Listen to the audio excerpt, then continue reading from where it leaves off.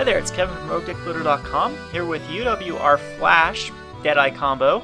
Game number 1. This was in a standard daily. This is actually game number 2. We lost game number 1. Not very eventful. Bad games where I got stuck on land. So I'm not going to videotape a match where I lose to card, my deck not giving me a 4th land, and then him just out-tempoing me. Very boring matchup, so doesn't show how the deck works. So I will show these matchups instead that give you a better overview of how the deck works. Anywho, I'm going to keep this hand because of the Desolate Lighthouse. I usually don't keep 6-land hands because of the card disadvantage becomes quite relevant later on. I think there was an article on Star City back in the day that shows if you keep a 6-land hand by turn like 10, your card disadvantage, non-land card disadvantage, is down by like 2 cards. So it's crazy. It's like mulliganing to 5 if you keep a 6-land hand a lot of the times. But with Desolate Lighthouse, we kind of negate that because we can just ditch the excess lands for a card. So got all the mana sources, got a cavern, which is cool because we don't know what we're facing, and the Desolate Lighthouse, like I said, is a great land for a 6-land hand. Very slow though. We need to draw something. Restoration Angel till 4th turn. We're basically very risky to keep this because if it is zombies or red deck wins, we could be in big trouble here. So we'll put Steam Baits into play, tap, pass it back to him, and I see Woodland Cemetery. This could mean a million things. Most commonly, Junk Re-Animator is very popular right now, but green-black zombies is still popular. Jund is still popular, so it could be anything. But the choice of putting the Woodland Cemetery into play tapped probably either means that if he is zombies, he's going to be slow. If not, he's just using that land for those particular mana sources and then can throw the other lands into play untapped and start casting away. So I like to see the pillar there because if it is zombies, we're good. Another 2-minute play tap. We see Grave Salvage, so now we know exactly what this is. It's going to be Junk Re-Animator. And he does have a Thragtusk he can grab here, or a land if he needs a particular, like a Temple Garden. But he takes the Thragtusk. So, yeah. We'll play the Augur Bolus. And I swear I'm going to cut this dude, because he hits this time, but I mean this tournament, the Augur Bolus, didn't seem to be hitting as statistically as he should be. I don't know how. I'll have to look at exactly the percentile breakdowns of how many instances and sorcerers I'm using, but it's quite a bit, and he was missing like crazy today. So, anyway, we do grab a Dissipate, which is awesome. So now we're in really good shape. Dissipate to counter anything this turn, a Restoration Angel if he doesn't cast anything, or a Desolate Lighthouse to loot, and a Snapcaster to flashback an Augur Bolus. So we'll end up just looting here, getting rid of a land. The Caverns is a dead card versus this deck. He has no counter spells, so we'll just keep hitting him down with the Augur Bolus and keep the Dissipate mana up. Typically, I'm not a tempo control player because it's very annoying to play against, so I can feel my opponent's frustration that everything I cast is always at the end of their turn, very slow. Not my playstyle, but I did want to get this Deadeye Navigator combo to work, and like I said in the deck tech video, I do believe that this is the best home for the Deadeye Navigator Gilded Lotus Zealous Conscript combination. So I have to play a certain style that I'm not used to and really don't like, but yeah, we're doing this for science. Alright. We'll loot here again, get rid of the cliff top. And Sphinx's Revelation is awesome because it's a great card versus this matchup because it's all about card advantage is who's going to win this. So he still can't play his Thragtusk. And I am hitting here in this game with Augur Bolus. We'll Thought Scour ourselves. Didn't like to see that Rune Channer's Pike go in the bin, but that is a card that I have cut recently from the deck. I no longer use Rune Channer's Pike.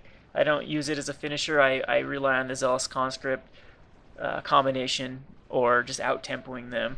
But it's a card you can definitely play around with. It is in the UW Flash builds, especially with Moorland Haunt, but I'm only using one Moorland, and it just seemed like I didn't have enough relevant targets for Rune Channer's Pike to be good. So we'll keep swinging in on him. And he still doesn't have a Cavernous Soul, so he can't play around my Dissipate. So he just decides to run one out. Thin out my hand a little bit. And cast a Deathrite Shaman, puts a Rancor on it, but we have the pillar. So we'll go ahead and pillar it. Yeah, Deathrite Shaman's a pain for our deck. That's why I kind of like the red version of the UW Flash, because it does have an answer for Deathrite Shaman. The UW Flash, if you resolve the Deathrite Shaman, I guess you can unsummon it, you can Supreme Verdict it. There's a couple answers for it, but a lot of times it can get exile your entire graveyard with the sorceries, or gain back some needed life to outlast your tempo. And it does put you on a pretty mean clock with being able to do 2 damage per turn. But we're in great shape for this game right here. The Cavern does allow him to play the Thragtusk and put a Rancor on it, but we will Snapcaster Dissipate that Rancor, because yeah, it's a lot more of a threat than the Thragtusk, believe it or not. So we could kill the Thragtusk here with the Devil's Play. We're gonna smash him down, get him in Devil's Play range. And Sphinx of Revelation is just gonna give us crazy card advantage here. We don't even need a block if we don't want to. We'll Resto here, bounce our Augur Bolus, and find another Sphinx of Revelation. Yeah, another Thragtusk comes out, so he's still in a 3-turn clock with the Restos though, unless he's able to bounce his Thragtusk with Restos. And he's still trying to play around counterspells that we don't have, which is cool. So, but we're able to Sphinx here. Or no, we just double played for 6. Yeah, duh. Okay, so yeah, double play ends the game here. Not a very climatic game. The counter spells basically shut him down until he drew that Caverns of Souls. But seeing the Caverns of Souls, we do side out our specific creature counter, like Essence Scatter, and maybe even the Syncopates, and just focus on more like negates for his Unburial Rites, things like that. Anywho, this is a good hand. Got the Thought Scour to try to dig for a red source. Got the Moorland Haunt, great. Cavern is okay because we can cast our Zealous Conscript off it if we name humans. So we're good. And I don't know what's taking so long here. Sorry about this. I am frozen. Okay, there we go. Whoa there! Yeah, sorry about that. Decided to go crazy there. But it did, I guess it did speed up some unnecessary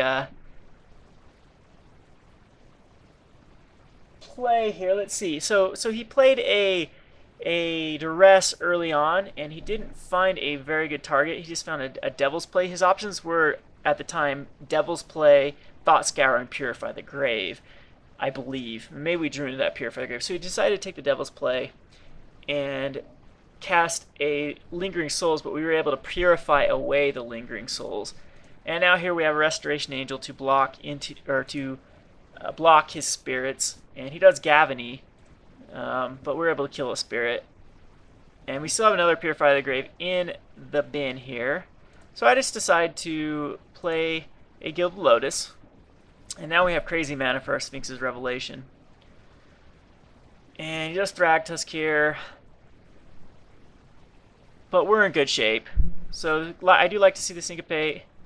And I decided to keep my Restoration Angel back to block. I don't want to try to race him, especially if he has Restoration Angels of his own. So he's going to Gavany here.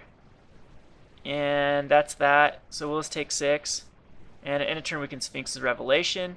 Fill up our hand again. That's 5 cards and 5 life. And find our red source. And we're able to cast our Deadeye Navigator. And this is an awesome powerhouse for Deadeye Navigator. You'll see it in this game how I'm able to pair it with my Restoration Angel. And now every block, I can just block and blink and save my creatures and have his creatures considered block. And this game becomes a very long game because of this, because he draws into a ton of Thragtusk and a lot of, bounce it with a Restoration Angel and whatnot. And I'm drawing pretty dead here without any sort of control. I've got a lot of creatures on board here. But watch this here. I'm able to blink the Restoration Angel, which blinks the Deadeye Navigator, repair him, and take 0 damage here. So, instead of taking 11, we take 0, keep both of our creatures alive. And still have mana up to Thought Scour, but what do we do here? Yeah, we did Thought Scour. No, what did we do here? I don't know what I did there. I think I didn't keep up the right mana for Thought Scour. So don't like to see the Lotleth Troll because that can end the game because we can't block and blink with Lotleth Troll because of Trample. So I do need to find an answer for him, but I'd rather find an answer right now. I mean, I could kill him with the Devil's Play, but I'd rather kill the Deathrite Shaman because I have 2 Devil's Play in my graveyard. So yeah, I think the right play here is to kill a Deathrite Shaman. I don't know what I end up doing. I do think I killed a lot of the troll. That was maybe not the best idea, unless I'm going to kill them both here. No. Yeah, maybe I should have... I didn't have the red to flash back the other Devil's Play. Yeah. With only 1 card in hand, I think that probably the death... Yeah, that's probably the right call, is to kill a lot of the troll, because you can get pretty crazy with the Gavany Township as well. So... yeah, that's a fine target for it. But that Augur had my Zealous Conscript in it, which I didn't want to see because I wanted to draw that damn thing so I could start stealing all his dudes and end the game quickly. But I get another Purify the Grave, which is kind of dead because I have one in the graveyard already. But if he does have Unburial Rites, I can at least stop him from getting crazy card advantage with it. So we'll keep up some mana to do our combo again. We can block everything here. So we'll do it. Block, block, and bounce, bounce. And this time we have a more relevant target with Augur Bolus. And take nothing here. Get rid of some lands. Go through some lands. I guess that's a good thing about Augur Bolus. If you don't hit a target, you can still filter out your deck, put those lands back on the bottom, so you can draw into some relevant targets. So another Thragtusk. It's going to be a long game. We'll Thought Scour at the end of turn. And land and a pillar goes into the graveyard, which is fine. Now, I do like to see that other Gilded Lotus, because we are going to have some crazy card advantage here. So, in response to me casting a Snapcast Page, he exiles my other Devil's Play that was in the bin, but I do have a pillar that I can pillar him. In fact, I preferred him to exile that Devil's Play. So we're able to kill that Deathrite Shaman, put out another Gilded Lotus, and we can bounce, bounce, bounce. Now that we have 3, 4, 5, 6, we could actually triple bounce at the end of turn here. So he does tack in. We block, block, block, bounce this Restoration Angel, target the Augur Bolus. Then we're able to bounce the... and then repair the Deadeye to the Restoration Angel, and then bounce the Restoration Angel again for the Snapcaster, and even have some mana up for a Thought Scour at the end of turn. Which, get rid of 2 lands, that's good, get a pillar. And he puts out a Lotleth Troll. That we need to find an answer for him really quick here because of the trample. But the cool thing is we're able to swing in and be able to untap all of our creatures through bouncing them. And we have so much mana here that we can do it all. So we're able to wheedle him down quite a bit there, and he does attack into us again, and we'll Restoration Angel, Augur Bolus, and then bounce our other Restoration Angel to untap our Snapcaster. And then bounce our Deadeye Navigator, and now we got blockers up to block everything. And we still have 5 mana, so we are going to lose a Restoration Angel here, but we're able to bounce everything else. And since we have 2 extra Restoration Angels, it's not a big loss to lose a Restoration Angel here. And he plays a resto of his own, bounces his Thragtusk. We didn't want to see that because now puts him back with 27. And the Lotleth Troll is going to get pretty scary here, especially also if he gets more creatures than us. We don't have enough blockers for all of them. He could just flat out kill us with the Gavany Township. And right there, that Thought Scour got our other Zealous Conscript. We know one's close to the bottom, and the other one's in our graveyard. We have no way to get that one back. So yeah, that sucks for us. But now we are still... He is up 1 creature on us, but we should be okay because we're gonna pillar his Restoration Angel and then snap back the pillar and kill off that Restoration Angel, so we're back to even with creatures. And Moorland Haunt can actually give us a creature to block. So I do decide to wheedle him down with one of the Restoration Angels. And I don't like to see all this control in my hand. I got, you know, 5 counterspells and Purify the Grave. And I player mistake there. I try to dissipate a Locksmith Smiter. Ha! Nope. Can't do that. So yeah, whatever.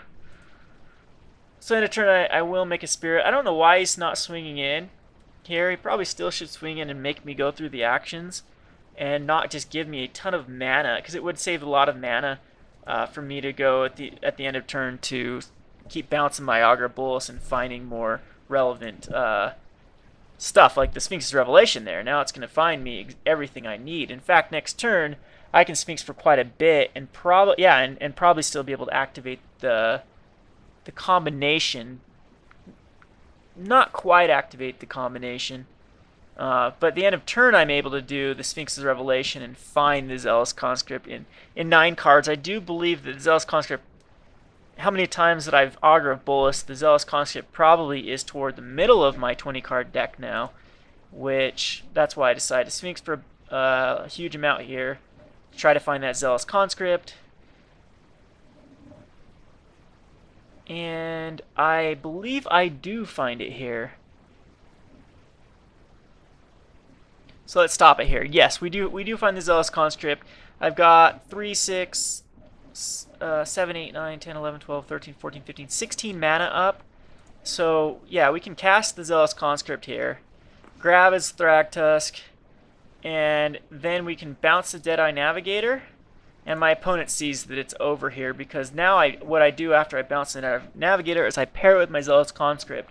And then I can bounce my Zealous Conscript to bounce a Gilded Lotus and do that over and over and over until I have enough mana to steal his entire board and swing with it. And he does make a comment that I should learn how to win faster, because he's right. This is game 2 and we're down to 4-minute clock just by going through all the stinking triggers. So yeah, that's one of the problem with MTGO is you have to go through every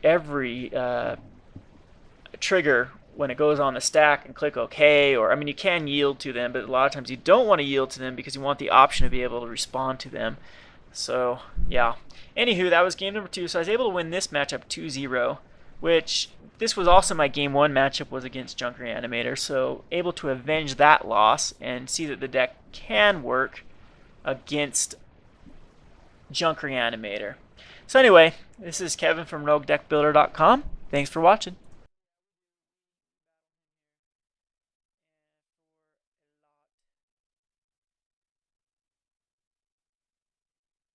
And I should have actually kept up a blue instead of a black here. That way, but I do keep 5 up in case I can burn at the stake. If he counters Epic Experiment, then I can still